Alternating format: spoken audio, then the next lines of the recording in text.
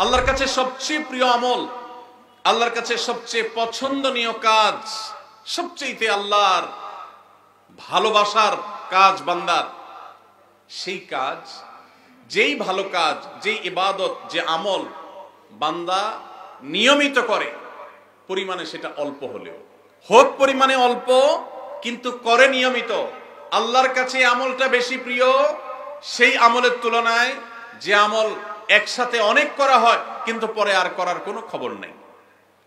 কেউ রমজানে কোরআনে কারীম 2 খতম দিয়েছেন, মাশাআল্লাহ, কেউ 3 খতম দিয়েছেন, কিন্তু রমজানের পরে কোরআনে কারীম 3 খতম, 2 খতম, 1 খতম দেয়া তো দূরের কথা, পরবর্তী রমজান পর্যন্ত আর কোরআনটা ছুঁয়ে দেখা হয় না, খুলে পড়া হয় না, তেলাওয়াত করা হয় না, 1 পৃষ্ঠা পড়ার সুযোগ হয় না। তাহলে এই 3 খতম 2 খতমের চাইতে রমজানে কেউ যদি 1 খতম কোরআন দেন অথবা তার চাইতে কমও কোরআন তেলাওয়াত করেন, কিন্তু রমজানের পরে সেই কোরআন দিনে হয়তো 2-5 পারা পড়তে পারেন না, কিন্তু 1 পৃষ্ঠা হইলেও পড়েন, 2 পৃষ্ঠা হইলেও পড়েন, তার দৈনন্দিন রুটিনের মধ্যে কোরআন তেলাওয়াত থাকেই থাকে। আল্লাহর কাছে ওই 3 খতম দেওয়া কোরআন তেলাওয়াতকারীর চাইতে মাত্র 10 পারা কোরআন তেলাওয়াত করেছেন যিনি রমজানে, কিন্তু রমজানের পরেও সেটাকে ধরে রেখেছেন, পরিমাণে অল্প হলেও আল্লাহর কাছে এই দ্বিতীয় ব্যক্তি অনেক বেশি শ্রেয় এবং প্রিয়। প্রিয় ভাইরা আমার, রমজানে আপনি অনেক দান দক্ষিণা করলেন, রমজানের পরে আর খবর নাই, আল্লাহর কাছে এটার চাইতে বেশি প্রিয় রমজানে তৌফিক অনুযায়ী দান সাদেকা করেছেন, রমজানের পরেও আপনি দান সাদেকা অল্প অল্প হলেও ধরে রাখার চেষ্টা করেছেন। আল্লাহ আমাদের সবাইকে রমজানে যে সমস্ত নেকামলগুলো আমরা করতে পেরেছি, রমজান শেষ হওয়ার সাথে সাথে সেগুলো বন্ধ না করে বরং সেই আমলের ধারাবাহিকতাকে আল্লাহ আমাদেরকে ধরে রাখার তৌফিক দান করুন। ভাইরা আমার, আমরা কি রমজান মাসকে পুজো করেছি নাকি আল্লাহর ইবাদত করেছি? ইবাদত কি আল্লাহকে করেছেন না রমজান মাসকে করেছেন? আল্লাহকে করেছেন। যদি রমজান মাসকে কেউ ইবাদত করে, রমজান মাসকে যদি কেউ পুজো করে, তাহলে তার এখন আর ইবাদত করার দরকার নাই, কারণ রমজান শেষ হয়ে গেছে। আর যদি কেউ ইবাদত করে আল্লাহকে, তাহলে যে আল্লাহ রমজানে ইবাদতের নির্দেশ দিয়েছেন, সে আল্লাহর নির্দেশ রমজানের পরেও ইবাদতের জন্য আছে না নাই? আল্লাহ বলেছেন, ওয়াবুদ রাব্বাকা হাত্তা ইয়াতিয়াকাল ইয়াকিন। তোমার রবের ইবাদত শুধু রমজানে নয়, রমজান ইবাদতের মৌসুম হিসাবে ইবাদত বেশি হতে পারে, কিন্তু রমজানের ইবাদতের ধারা মৃত্যু আসার আগ পর্যন্ত তোমাকে ধরে রাখতে হবে, তবেই আল্লাহর কাছে সাকসেস হওয়া যাবে, তবেই আল্লাহর কাছে সফল হওয়া যাবে, সার্থক হওয়া যাবে।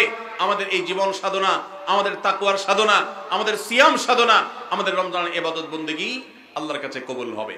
আল্লাহ আমাদের সবাইকে রমজানের আমলগুলোকে রমজানের পরেও পরিমাণে অল্প অল্প হলেও ধরে রাখার তৌফিক দান করুন। সবাই চেষ্টা করব তো ইনশাআল্লাহ। রমজান মাস আমাদের থেকে বিদায় নিয়ে গেছে। রমজান মাস বিদায়ের সাথে সাথে আমাদের সমাজের বহু মানুষ আছে যাদের ইবাদত বন্দেগীও বিদায় হয়ে গেছে। আমরা অনেকে রমজান মাস শেষ হওয়ার পর মাথার টুপিটা খুলে ভাঁজ করে এমন ভাবে রেখে দিয়েছি যেন আবার আগামী বছর রমজান আসলে সেই টুপি খুলে আমরা মাথায় দেব। আমাদের কি শুধু ইবাদত বন্দেগী রমজানেই করা দরকার, না রমজানের পরেও করতে হবে? কতদিন পর্যন্ত আমাদের ইবাদত বন্দেগী নেকামল চলা উচিত, এ সম্পর্কে কোরআনে কারীমে আল্লাহ রাব্বুল আলামিন বলেন, ওয়াবুদ রাব্বাকা হাত্তা ইয়াতিয়াকাল ইয়াকিন। তুমি তোমার রবের ইবাদত করতে থাকো। কতদিন? ঈদুল ফিতরের চাঁদ দেখার আগ পর্যন্ত। কি বলেন? ঈদুল ফিতরের চাঁদ ওঠার আগ পর্যন্ত ইবাদত করো, এরকম কিছু? আল্লাহ বলেছেন, ওয়াবুদ রাব্বাকা হাত্তা ইয়াতিয়াকাল ইয়াকিন। তোমার মৃত্যু আসার আগ পর্যন্ত তোমার রবের ইবাদত তুমি কন্টিনিউ করতে থাকো, নিয়মিত করতে থাকো, ইবাদতের ধারাকে অব্যাহত রাখো, ইবাদত থামাবে না মৃত্যু আসার আগ পর্যন্ত। ইবাদত কতদিন চলবে? মৃত্যু আসার আগ পর্যন্ত। আমরা যারা রমজানের মৌসুমী মুসল্লি হয়েছি, রমজানের পরে আর মসজিদের দিকে আমাদেরকে আসতে দেখা যায় না। আমরা যারা রমজানের দান সাদেকা করেছি, রমজানের পরে আর আমাদের দান সাদেকা করতে দেখা যায় না। আমরা যারা রমজানে কোরআন তেলাওয়াত করেছি, তারাবির নামাজে কোরআন শ্রবণ করেছি, শুনেছি, রমজান চলে যাওয়ার পরে কোরআন আর ছুঁয়ে দেখা, স্পর্শ করার তৌফিক সুযোগ আমাদের যাদের হয় না, প্রিয় ভাইরা আমার, আমাদের জন্য অত্যন্ত ভয়াবহ একটা বার্তা আছে। সে বার্তা কি? আল্লাহ রাব্বুল আলামিন কোরআনে হাকিমে ইরশাদ করেছেন তিনি কার আমল ইবাদত কবুল করেন। আমরা যারা রমজানে প্রত্যেকে যার যার সাধ্য অনুযায়ী কম বেশি ভালো কাজ করার চেষ্টা করেছি, রমজানে রোজা রেখেছি, তারাবির নামাজ পড়েছি, কোরআন তেলাওয়াত করেছি, কোরআন তেলাওয়াত শুনেছি, দান সাদাকা করেছি, তাসবিহ তাহলিল করেছি, দোয়া করেছি, রোনাজারি করার চেষ্টা করেছি, যতটুকু তৌফিক হয়েছে ভালো কাজ করার চেষ্টা করেছি। রমজান মাসে যে সমস্ত ভালো কাজ, যে সমস্ত নেকামল আমরা করেছি, এর কোনটা আল্লাহর কাছে কবুল হয়েছে আর কোনটা হয়নি এটা বোঝার বা এটার নিশ্চিতভাবে জানার কোনো উপায় বা সিস্টেম কি আছে?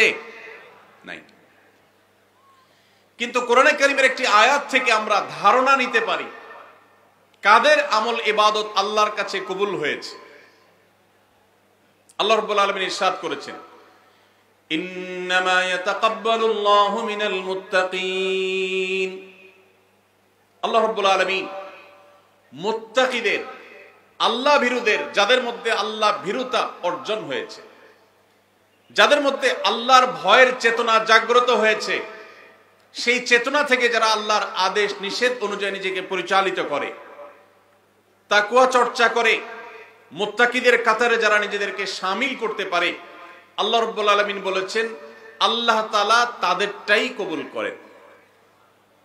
অতএব যদি রমজানের পরেও আপনার মসজিদের আনাগোনা, মসজিদের আসা যাওয়া বলবৎ থাকে, অব্যাহত থাকে, রমজানের পরেও যদি আপনার কোরআন খুলে তেলাওয়াত করার সুযোগ সৌভাগ্য অর্জন হয়, রমজানের পরেও যদি আপনার মাঝে মধ্যে হলেও আল্লাহর কাছে দুহাত তুলে দোয়া করবার তৌফিক হয়, সুযোগ হয়, সামর্থ্য হয়, রমজানে অনেক বেশি দান সাদাকা করেছেন, রমজানের পরে এত বেশি পারেন না, অল্প হলেও দান সাদাকা করার চেষ্টা করেন, তাহলে আপনি আল্লাহর কাছে নিজেকে সেই সৌভাগ্যবান মানুষদের কাতারে শামিল বলে সুধারণা করতে পারেন যাদের রমজানের আমল ইবাদত আল্লাহ তাআলা কবুল করেছেন। আলহামদুলিল্লাহ।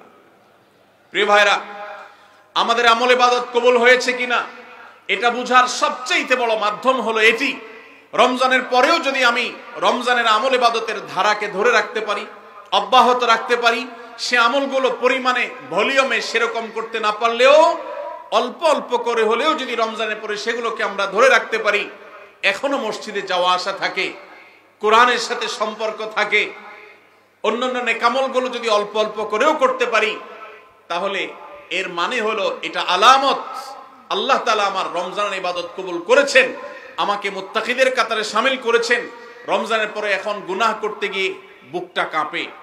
আল্লাহ দেখেন যে আল্লাহর ভয়ে রমজানে হারাম থেকে বেঁচে থাকার চেষ্টা করেছি, সে আল্লাহর ভয় এখনো বেঁচে থাকার চেষ্টা করি, হয়তো ততটা পারি না কিন্তু চেষ্টাটা করি, এটুকু যদি করতে পারি তাহলে এটা একটা আলামত, এটা একটা ইন্ডিকেটর যে আল্লাহ তাআলা আমাদের রমজানের আমল ইবাদত কবুল করেছেন। আল্লাহ আমাদের সবাইকে সেরকম সৌভাগ্যবান মানুষের কাতারে শামিল হওয়ার তৌফিক দান করুন। আস-সুন্নাহ ফাউন্ডেশন, উম্মার স্বার্থে সুন্নাহর সাথে।